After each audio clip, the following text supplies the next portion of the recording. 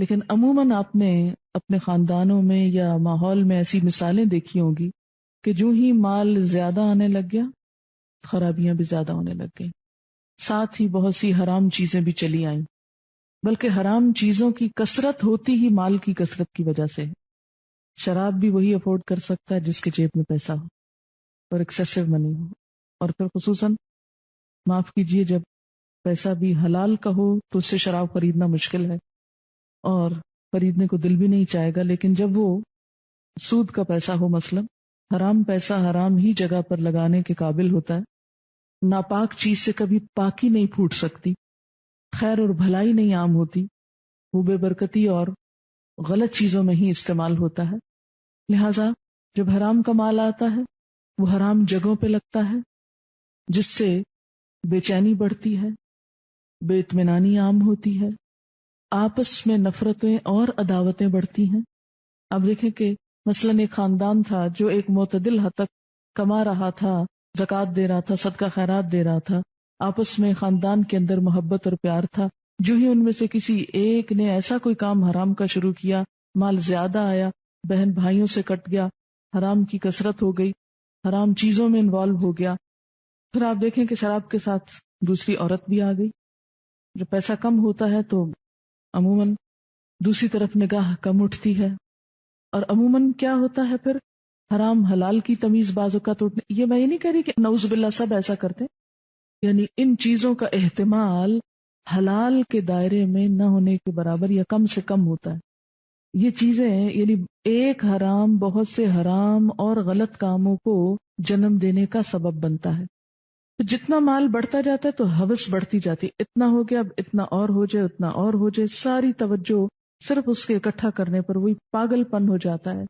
باولا شخص جسے اپنی کیئر بھول جاتا ہے، بال بچوں کی بھول جاتا ہے، اسی طرح حرام کے ذرائع سے بہت مال اکٹھا کرنے والے خود اپنی ذات کی، اپنی بیوی، اپنے بچوں، اپنے خاندان، ان تمام سے غافل ہو جاتے ہیں۔ وہ سمجھتے ہم نے مال دے دیا، پیسہ دے دیا، اب یہ محبت کے بھی بدل ہو گیا اور باقی سب چیزیں بھی اسی سے پوری ہو جائیں گی۔ تو وہ جو انسان کو انسان سے محبت اور ہمدردی اور شفقت ملتی ہے، اس کی جگہ مال سے پوری کرنے کی کوشش کی، جو بالکل ہی الٹ ہو گیا سب کچھ۔ پھر آپ دیکھیں کہ حرام کے مال سے جو صدقہ دیا وہ قبول نہیں، اگر وراثت میں چھوڑا تو جہنم کا توشہ لے کے مرا انسان۔ تو حلال کا اثر نسلوں تک جاتا ہے، اسی طرح حرام کا اثر بھی نسلوں تک جاتا ہے، نسلیں متاثر ہونے لگتی ہیں اس سے۔ تو بات میں یہ کر رہی تھی کہ جب مال ایک جگہ جمع ہو جاتا ہے تو اس سے خرابی ہونے لگتی ہے بہت سی۔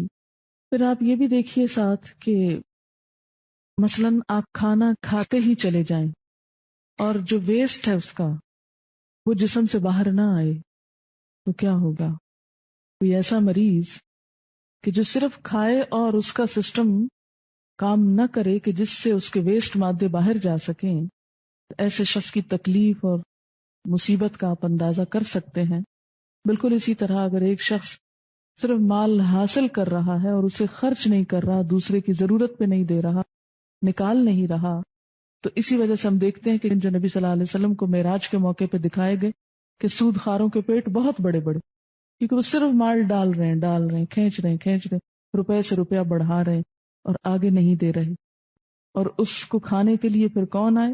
سانپ ڈالے گئے۔ اس کے برعکس جو شخص مال کو حلال طریقے سے کمائے، اپنی ذات پر بھی خرچ کرے، دوسروں پر بھی خرچ کرے، اور فرض کے علاوہ، صدقات کے علاوہ مقروض کو قرض بھی دے، اور اگر مقروض قرض واپس نہ کر سکے تو اس کو صدقہ کر دے، اس کا کیا اجر ہے، کیا جزا ہے؟ حضرت ابو قتادہ فرماتے ہیں کہ جس شخص کو یہ بات محبوب ہو کہ اللہ تعالیٰ اسے قیامت کے دن کی سختیوں سے نجات دے، اسے چاہیے کہ تنگ دست کو مہلت دے یا اسے معاف کر دے۔ صحیح مسلم کی روایت۔ آپ صلی اللہ علیہ وسلم نے فرمایا کہ جس شخص کے ذمے کسی کا قرض ہو اور مقروض ادائیگی میں تاخیر کرے تو قرض خواہ کے لیے ہر دن کے عوض صدقہ ہے۔ آپ صلی اللہ علیہ وسلم نے فرمایا جو شخص کسی تنگ دست کو مہلت دے یا معاف کر دے، قیامت کے دن اللہ اسے اپنے سائے میں جگہ دے گا۔ صحیح مسلم کی روایت۔ اور اسی طرح اگر مقروض جو ہے تنگ دست ہو یا قرض خواہ زیادہ ہو تو اسلامی عدالت قرض خواہ یا قرض خواہوں سے مہلت دلوائے یا قرض کا کچھ حصہ معاف کرائے گی. یعنی ایک شخص اگر مقروض ہے، دب گیا، جیسے ایکسیڈنٹ ہے کسی کا خدا نہ خواستہ، تو اب اس میں صرف اس کے رشتے داروں یا خاندان والوں کا ہی تو ذمہ نہیں، دوسرے بھی جو آس پاس ہیں ان کا بھی ذمہ ہے. تو ایسی صورت میں کیا ہے کہ اسلامی حکومت یعنی اسلامی نظام جب قائم ہو تو حکومت انٹرفیئر کرے، مقروض شخص کا قرضہ معاف کرائے یا اسے مہلت دلائے. یہ اس صورت میں جب کوئی دیوالیہ ہو جائے. حضرت ابو سعید کہتے ہیں کہ نبی صلی اللہ علیہ وسلم کے زمانے میں ایک شخص کو پھل کی خرید و فروخت میں نقصان ہوا اور اس کا قرضہ بہت بڑھ گیا. آپ نے لوگوں سے فرمایا اس پر صدقہ کرو. لوگوں نے صدقہ کیا، پھر بھی اتنی رقم نہ ہو سکی جو قرضہ پورا کر سکے. آپ صلی اللہ علیہ وسلم نے قرض خواہوں سے فرمایا جو کچھ تمہیں ملتا ہے لے لو اور تمہارے لیے یہی کچھ ہے، یعنی اور نہیں دے سکتا. یہ یعنی حکومت جبرن بھی معاف کروا سکتی ہے اگر ایک شخص بالکل ہی پس کر رہ جائے اپنے قرضوں میں.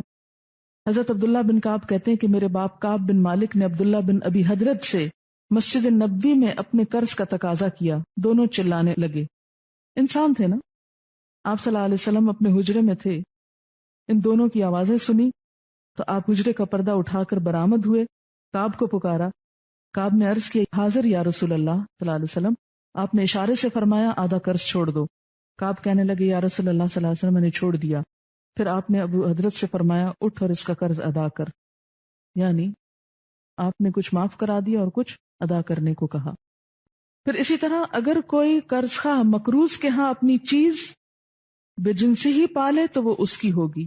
یعنی پیسے کی بجائے اگر کوئی دوسری چیز اس کے عوض مل رہی ہو تو وہ بھی دی جا سکتی ہے. یعنی جسے آپ کہتے ہیں نا قرض کرنا. لیکن کچھ چیزیں قرض کرنے سے منع کیا گیا ہے. مثلا رہنے کا مکان جس میں وہ شخص واقعی خود رہ رہا ہو، اس کو نکال کے اس کا مکان قرض نہیں کیا جائے گا. اس کے اور اس کے اہل خانہ کے پہننے کے کپڑے، تاجر ہے تو اس کے کچھ تجارت کا سامان، اور اگر صنعت حرفت میں ہے تو اس کے کچھ اوزار، اور گھر والوں کے کھانے پینے کا سامان. یہ بھی کیوں؟ اس لیے کہ آخری حد پر بھی جا کر انسانی ہمدردی کو نہ بھولو، کسی کو ننگا نہ کرو، اس کو بھوکا نہ چھوڑو، اس پہ ظلم نہ ڈھاؤ. مسلمان کا بھائی ہے. پھر فرمایا واتقوا یوما، ڈرو اس دن سے. کس دن سے؟ قیامت کے دن سے. کیا ہوگا اس دن؟ ترجعون فیہ الی اللہ، تم لوٹائے جاؤ گے اس دن اللہ کی طرف. یعنی یہ سود وہی چھوڑ سکتا ہے جس کو آخرت کی طرف واپسی کا اندیشہ ہو، جس کے دل میں آخرت کا خوف ہو، فکر ہو. کب تک دنیا میں یہ عیش و عشرت کرتے رہو گے؟ کب تک تمہیں یہ سب کچھ حاصل رہے گا؟ اس دن کا بھی سوچو. ترجعون فیہ الی اللہ، جس میں تم اللہ کی طرف لوٹائے جاؤ گے.